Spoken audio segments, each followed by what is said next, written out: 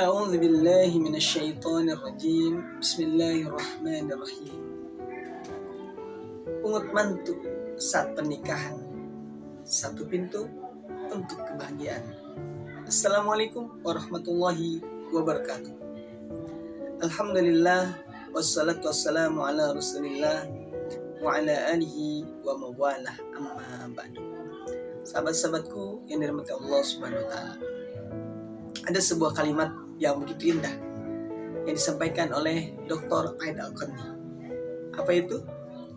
Beliau berkata, bila engkau bisa tersenyum saat hatimu penuh dengan duka lara, dengan duka nestapa, maka sesungguhnya engkau sedang meringankan bebanmu sendiri dan membuka satu pintu kebahagiaan. Teman-teman yang dirahmati Allah Subhanahu wa taala, kebahagiaan ini sesuatu yang dicari oleh kita. Siapa di antara kita yang tidak pernah mencari kebahagiaan? Gak ada. Nobody want to be sad. Gak ada orang yang pengen bersedih. Gak ada orang yang pengen hidupnya melarat. Gak ada orang yang pengen hidupnya susah. Semua yang pengen bahagia.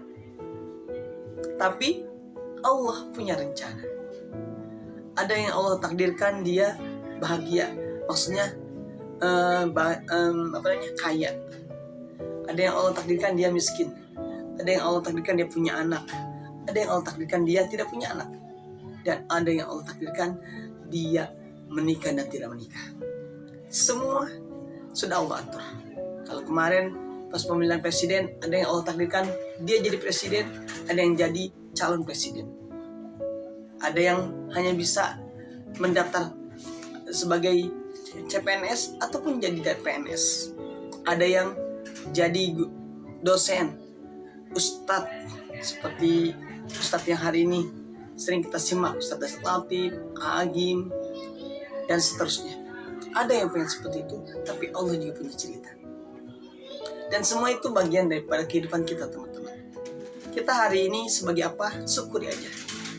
Karena kebahagiaan itu adalah ketika kita mensyukuri apa yang Allah kasih, apa yang Allah takdirkan kepada kita, dan kita syukuri, itulah kebahagiaan. Oleh karenanya, jangan pernah mencari kebahagiaan setelah kita mendapatkan sesuatu yang kita inginkan. Karena Allah berfirman dalam Al-Quran, la in syakartum la azidannakum wa in kafartum inna adzabi lasyadid. Kalau kalian bersyukur, aku tambahkan nikmatku. Dan kalau kalian kufur, maka azabku sangat pedih. Orang itu akan bahagia ketika Allah tambah. Contoh misalkan, kita lagi gak berharap sesuatu, tiba-tiba ada orang datang ngasih uang. Dan jumlahnya mau sedikit mau banyak, kita gak berharap, tapi Allah kita kasih, itu aja bahagia. Dan kebahagiaan itu yang Allah sebut, kalau kalian bersyukur, aku tambahkan. Itu datangnya gak disangka-sangka.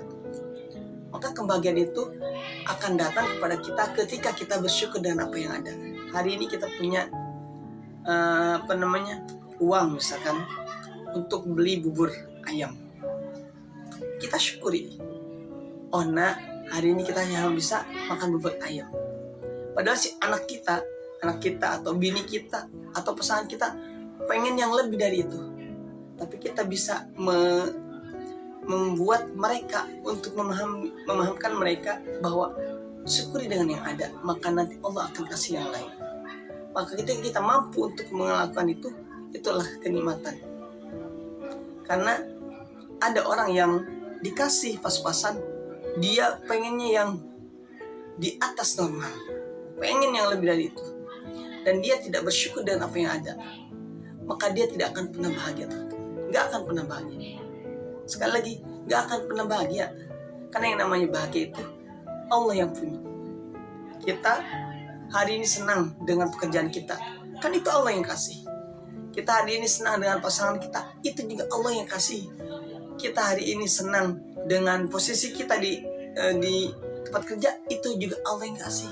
Bukan manusia, bukan atasan kita, bukan orang yang kita kenal, bukan mertua kita. Yang kasih Allah.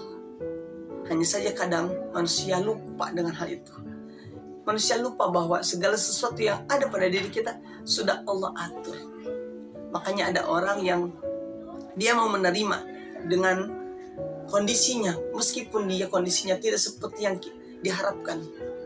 Misalkan dia kakinya kurang, kemudian keluarganya hanya tinggal ibunya saja, tidak sempurna seperti yang lain, tapi dia bersyukur.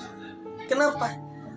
Karena dia tahu bahwa semua ini bagian daripada takdir kehidupan. Dan takdir kehidupan itu gak bisa direkayasa oleh kita. Kita hanya bisa menjalaninya. Kondisi apapun kita hanya bisa menjalaninya. Ketika Allah kasih kita kebahagiaan, kita syukuri, itu kebaikan. Dan ketika kita diuji dengan kesengsaraan, kekurangan, kita jalani, itu juga kebaikan. Itulah kenapa kata Rasulullah SAW, ajaban amril mu'min. Sungguh menakjubkan urusan orang mukmin. Inna amrahu kullahu khair. Karena semua urusannya itu baik.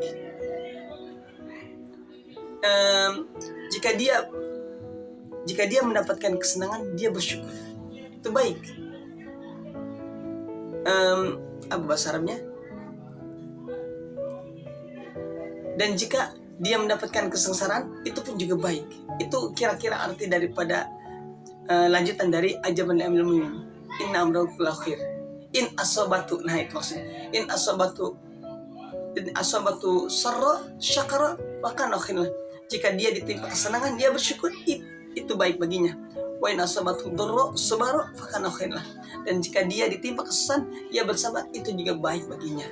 Makanya teman-teman yang dirahmati Allah Subhanahu wa taala, enggak ada ruginya kita jadi seorang mukmin, jadi seorang muslim. Kenapa? Kesyukuran kita mendapatkan pahala, pun juga kesabaran kita mendapatkan pahala. Kondisi apapun kita, kalau kita jalani dengan sesuatu yang Allah sukai, maka insya Allah kebahagiaan yang Allah kasih. Nah teman-teman yang dirahmati Allah Subhanahu wa taala, kembali lagi kepada apa yang disampaikan oleh Dr. Aida Al-Qarni.